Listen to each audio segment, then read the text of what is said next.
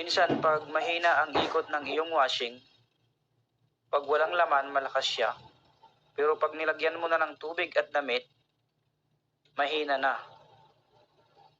Ang isang dahilan, ito, maluwag yung kanyang fan belt. Gaya nito, oh. Lawlaw na yung kanyang fan belt. So kailangan na itong palitan. Dahil hindi na ito pwedeng i-adjust kasi sagad na. Ang gawin mo, baklasin mo to.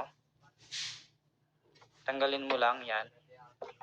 Palitan mo siya ngayon ng mas maliit. Yan. Kasi lawlaw na ito, no? Palitan natin ng mas maliit. Ganyan lang yung pagpalit, guys, no?